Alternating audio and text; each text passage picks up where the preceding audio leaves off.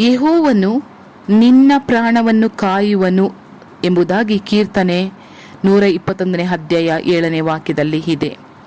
ಇದೇ ಕರ್ತರು ನಮಗೆ ಮಾಡುವ ಪ್ರಥಮ ಕಾರ್ಯ. ನಮ್ಮ ಜೀವನದಲ್ಲಿ ರೋಗಗಳು, ನಷ್ಟಗಳು, ಬರ, ಭಯಂಕರ ರೋಗ, ಸಮಸ್ಯೆಗಳು ಎಂಬ ಅನೇಕ ಅಪಾಯಗಳು ಬರುವುದು ನಿಜವೇ.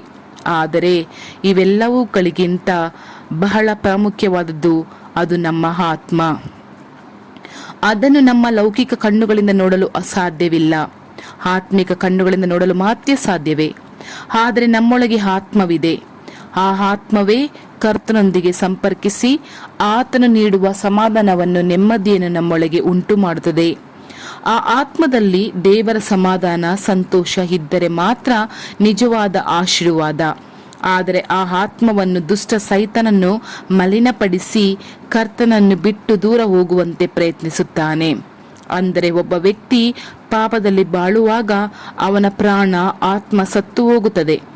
ಪಾಪ ಮಾಡುವ ಆತ್ಮವೂ ಸಾಯುತ್ತದೆ ಎಂಬುದಾಗಿ ಯೆಹೆಜ್ಕೇಲನ ಗ್ರಂಥದಲ್ಲಿ 18ನೇ ಅಧ್ಯಾಯ 4ನೇ ವಚನದಲ್ಲಿ ಕರ್ತನ ವಾಕ್ಯವು ಹೇಳಿರುವ ಹಾಗೆ, ಯಾವ ವ್ಯಕ್ತಿ ಪಾಪಕ್ಕೆ ಅವಕಾಶ ಕೊಡುವನೋ ಅವನಲ್ಲಿರುವ ಆತ್ಮ ಸತ್ತು ಹೋಗುತ್ತದೆ ಎಂಬುದಾಗಿ. ಅಂದರೆ ಶರೀರ ಜೀವಂತವಾಗಿರುತ್ತದೆ, ಪಾಪದ ನಿಮಿತ್ತವಾಗಿ ಅವನ ಅಥವಾ ಅವಳ ಆತ್ಮವು ಸತ್ತು ಹೋಗುವುದರಿಂದ ಕರ್ತನೊಂದಿಗೆ ಅವನಿಗೆ ಅಥವಾ ಅವಳಿಗೆ ಇರುವ ಸಂಪರ್ಕ ಮುರಿದು ಬಿಡಲ್ಪಡುತ್ತದೆ.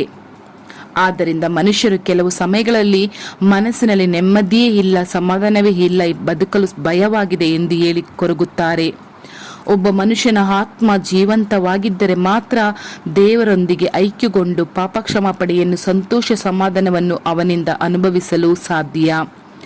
ಆದರೆ ದುಷ್ಟ ಸೈತಾನನು ನಮ್ಮ ಆತ್ಮವನ್ನು ಗುರಿಯಿಟ್ಟು ಅದರಲ್ಲಿ ಪಾಪವನ್ನು ತೆಗೆದುಕೊಂಡು ಬಂದು ಕರ್ತನಿಂದ ನಮ್ಮನ್ನು ಬೇರ್ಪಡಿಸಲು ಹೋರಾಡುತ್ತಾನೆ.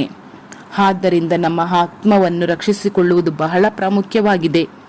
ನನ್ನ ಪ್ರೀತಿಯ ದೇವರ ಮಕ್ಕಳೇ, ನಿಮ್ಮ ಆತ್ಮವನ್ನು ರಕ್ಷಿಸಲು ಮಾತ್ರವೇ ಹೆಚ್ಚು ಗಮನ ಹರಿಸಬೇಕು. ಅದಕ್ಕಾಗಿ ಪ್ರತಿದಿನವೂ ಸತ್ಯವೇದ ಓದಲೇಬೇಕು. ಪವಿತ್ರಾತ್ಮನಲ್ಲಿ ತುಂಬಿ ಪ್ರಾರ್ಥಿಸಬೇಕು. ಕರ್ತನ ವಾಕ್ಯಗಳನ್ನು ಕೇಳಿಸಿಕೊಳ್ಳಬೇಕು.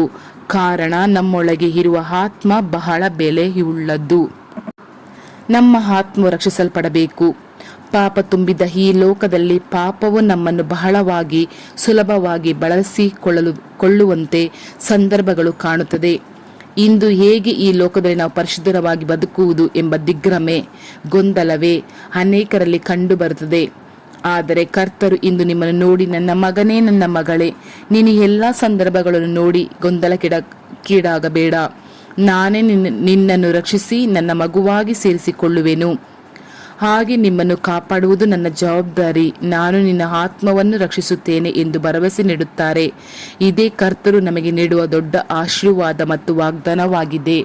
ಯೋಸೇಫನನ್ನು ಪಾಪದಲ್ಲಿ ತಳ್ಳುವಂತೆ ಆತನು ಇಳುಕೊಂಡಿದ್ದ ಸ್ಥಳದಲ್ಲಿ ಸೈತಾನನು ಬಂದು ಒಂದು ಶೋಧನೆಯನ್ನು ತೆಗೆದುಕೊಂಡು ಬಂದನು. ಆದರೆ ಕರ್ತರು ಅವನನ್ನು ಕಾಯ್ದುಕೊಂಡರು. ಈವನ್ ನಾನು ಕೂಡ ಯೋಸೇಫನು ಆ ಪಾಪದಿಂದ ಓಡಿ ಹೋಗಿ ತನ್ನನ್ನು ಪರಿಶುದ್ಧವಾಗಿ ಕಾಯ್ದುಕೊಂಡಿದ್ದರಿಂದಲೇ ಕರ್ತರು ಅವರೊಂದಿಗೆ ಇದ್ದರು ಎಂಬುದಾಗಿ ನಾನು ನೆನೆಸಿಕೊಂಡಿದ್ದೆ. ಆದರೆ ನಾನು ಸತ್ಯವೇದವನ್ನು ತೆಗೆದು ಕರ್ತರು ಯೋಸೇಫರೊಂದಿಗೆ ಇದ್ದರು ಎಂಬ ವಾಕ್ಯವನ್ನು ಆದಿಕಾಂಡ 39ನೇ ಅಧ್ಯಾಯ 2ನೇ ವಚನದಲ್ಲಿ ಸತ್ಯವೇದ ವಾಕ್ಯವನ್ನು ಓದಿದಾಗ ಕರ್ತರು ನನಗೊಂದು ಸತ್ಯವನ್ನು ಪ್ರಕಟಿಸಿದರು. ಅಂದರೆ, ಮಗಳೇ, ಯೋಸೇಫನು ಪಾಪಕ್ಕೆ ಸರಿದು ಓಡಿದ್ದರಿಂದ ಅಲ್ಲ, ನಾನು ಅವನೊಂದಿಗೆ ಇದ್ದದರಿಂದಲೇ ಅವನು ಆ ಪಾಪದಲ್ಲಿ ಬಿದ್ದು ಬಿಡದಂತೆ ಸರಿದು ಓಡಿದನು.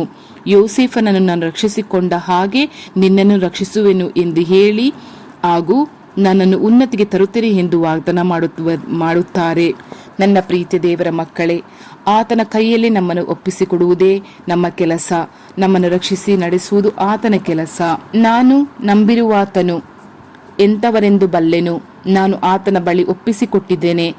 ಆತನು ಆ ದಿನದವರೆಗೆ, ಅಂದರೆ ಯೇಸುವಿನ ಬರೋಣದವರೆಗೂ, ಅಂದರೆ ಸೆಕೆಂಡ್ ಕಮಿಂಗ್ ವರೆಗೂ ಅಥವಾ ನನ್ನ ಮರಣದವರೆಗೂ ಕಾದುಕೊಳ್ಳಲು ಶಕ್ತನಾಗಿದ್ದನೆಂದು ದೃಢವಾಗಿ ನಂಬಿದ್ದೇನೆ. 2 ತಿಮೋತಿ 1ನೇ ಅಧ್ಯಾಯ 12ನೇ ವಚನದಲ್ಲಿ ಅಪೊಸ್ತಲನಾದ ಪೌಲರು ಹೇಳಿದ ಮಾತು ಇದು. ನಿನ್ನ ವಶಕ್ಕೆ ಕೊಡಲ್ಪಟ್ಟಿರುವುದನ್ನು ಶ್ರೇಷ್ಠವೆಂದು ತಿಳಿದು ನಮ್ಮಲ್ಲಿ ವಾಸವಾಗಿರುವ ಪವಿತ್ರಾತ್ಮನ ಮೂಲಕ ಕಾಪಾಡು. 2 ತಿಮೋತಿ 1ನೇ ಅಧ್ಯಾಯ 14ನೇ ವಚನದಲ್ಲಿ ನಮಗೆ ಆಲೋಚನೆ ನೀಡುತ್ತಾರೆ ಪೌಲನು. ಮಾತ್ರವಲ್ಲ, ಅಪೊಸ್ತಲನಾದ ಯೂದನು ಕೂಡ ಹೇಳಿದ ಮಾತು ಇದು: ಎಡವಿ ಬೀಳದಂತೆ ನಿಮ್ಮನ್ನು ಕಾಪಾಡುವುದಕ್ಕೂ ತನ್ನ ಪ್ರಭಾವದ ಸಮಕ್ಷಮದಲ್ಲಿ ನಿಮ್ಮನ್ನು ನಿರ್ದೋಷಿಗಳನ್ನಾಗಿ ಹರ್ಷದೊಡನೆ ನಿಲ್ಲಿಸುವುದಕ್ಕೂ ಶಕ್ತನಾಗಿರುವ ನಮ್ಮ ರಕ್ಷಕನಾದ ಒಬ್ಬನೇ ದೇವರಿಗೆ, ನಮ್ಮ ಕರ್ತರಾದ ಯೇಸು ಕ್ರಿಸ್ತರ ಮೂಲಕ ಪ್ರಭಾವ, ಮಹತ್ವ, ಅಧಿಪತ್ಯ, ಅಧಿಕಾರಗಳು ಎಲ್ಲ ಕಾಲಕ್ಕಿಂತ ಮೊದಲು ಇದ್ದ ಹಾಗೆ ಈಗಲೂ ಯಾವಾಗಲೂ ಇರಲಿ. ಆಮೇನ್. ಯೂದ 1:24 ಇದೆ. ಅಂದ್ರೆ ಹೇಗೆ ಅಂದ್ರೆ, ಅಪೊಸ್ತಲನಾದ ಯೂದನು ಹೇಳುವ ಮಾತು ಇದು: ನಿಮ್ಮನ್ನು ಕಾಪಾಡುವುದಕ್ಕೂ ತನ್ನ ಪ್ರಭಾವದ ಸಮಕ್ಷಮದಲ್ಲಿ ನಿಮ್ಮನ್ನು ನಿರ್ದೋಷಿಗಳನ್ನಾಗಿ ಹರ್ಷದೊಡನೆ ನಿಲ್ಲಿಸುವುದಕ್ಕೂ ಶಕ್ತನಾಗಿರುವ ನಮ್ಮ ರಕ್ಷಕನಾದ ಒಬ್ಬನೇ ದೇವರು ಎಂಬುದಾಗಿ. ಹೌದು, ನಾವು ಎಡವಿ ಬೀಳದ ರೀತಿ ನಮ್ಮನ್ನು ಕಾಪಾಡುವುದಕ್ಕೂ ಹಾಗೂ ಅವರ ಪ್ರಭಾವದ ಸಮಕ್ಷಮದಲ್ಲಿ ನಮ್ಮ ನಿರ್ದೋಷಿಗಳನ್ನಾಗಿ ಹರ್ಷದೊಡನೆ ನಿಲ್ಲಿಸುವುದಕ್ಕೂ ಅವರೊಬ್ಬರಿಗೆ ಮಾತ್ರ ಸಾಧ್ಯ ಎಂಬುದಾಗಿ ಯೂದನು ಹೇಳುವ ಮಾತು ಇದು. ಅಂದರೆ ಕರ್ತರ ಆತ್ಮನು ಎಂತಹ ಸಂದರ್ಭದಲ್ಲೂ ನಾವು ಎಡವಿ ಬೀಳದಂತೆ ನಮ್ಮ ಆತ್ಮವನ್ನು ಪರಿಶುದ್ಧವಾಗಿ ಕಾದುಕೊಳ್ಳಲು ಶಕ್ತರಾಗಿ ಇದ್ದಾರೆ. ಆದ್ದರಿಂದ ಕರ್ತನನ್ನು ನಂಬಿ ಆತನಲ್ಲಿ ನಿಮ್ಮನ್ನು ಸಂಪೂರ್ಣವಾಗಿ ಒಪ್ಪಿಸಿಕೊಟ್ಟು ಬಿಡಿ. ಆತನನ್ನು ಮಾತ್ರವೇ ಅನುಸರಿಸಿ ನಡೆಯಿರಿ. ಆತನು ನಿಮ್ಮ ಆತ್ಮವನ್ನು ಅಂತ್ಯದವರೆಗೂ ರಕ್ಷಿಸಿ ನಡೆಸುವರು. ಆಮೇನ್. ಪ್ರಾರ್ಥಿಸೋಣ. ಒಳ್ಳೆಯ ತಂದೆಯೇ, ಪರಲೋಕದಲ್ಲಿ ಆಸನವಾಗಿರುವ ನನ್ನ ಪ್ರಭುವೇ, ನನ್ನ ಕಣ್ಣುಗಳು ನಿಮ್ಮ ಎಡೆಗೆ ಎತ್ತಿದ್ದೇನೆ. ತಂದೆಯೇ, ಯೋಸೇಫನ ಜೊತೆ ನೀವು ಇದ್ದ ಹಾಗೆ ನನ್ನ ಜೊತೆ ಇರುವುದಕ್ಕಾಗಿ ನಿಮಗೆ ಸ್ತೋತ್ರ. ಯೋಸೇಫನು ಆ ಒಂದು ಪಾಪದಿಂದ ಹೇಗೆ ಓಡಿ ಹೋದನೋ ಅದೇ ಪ್ರಕಾರ ನನ್ನ ಹತ್ತಿರ ಬರುವ ಆ ಪಾಪದಿಂದ ನಾನು ಓಡಿ ಹೋಗುವುದಕ್ಕೆ ನೀವೇ ನನಗೆ ಬಲವಾಗಿ ನಿಮ್ಮ ರಕ್ತದ ಕೋಟೆಯಲ್ಲಿ ನನ್ನನ್ನು ಬಂಧಿಸಿ ಪ್ರಭುವೇ. ನೀವೇ ನನಗೆ ಶಕ್ತರು ಹಾಗೂ ಪ್ರಭುವೂ ಆಗಿದ್ದೀರಾ.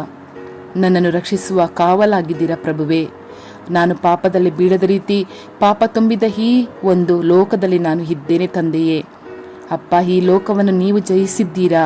ಅದೇ ಪ್ರಕಾರ ನಿಮ್ಮ ಮಗಳಾಗಿರುವ ನನ್ನನ್ನು ಕೂಡ, ನಿಮ್ಮ ಮಗನಾಗಿರುವ ನನ್ನನ್ನು ಕೂಡ ಈ ಲೋಕವನ್ನು ಜಯಿಸುವ ರೀತಿ ನನಗೆ ನೀವು ಸಹಾಯವಾಗಿರಿ ತಂದೆಯೇ. ಯೇಸು ಕ್ರಿಸ್ತ ನಾಮದಲ್ಲಿ ಆಮೇನ್, ಆಮೇನ್ ಪ್ರಭುವೇ. Thank you Lord Jesus Christ.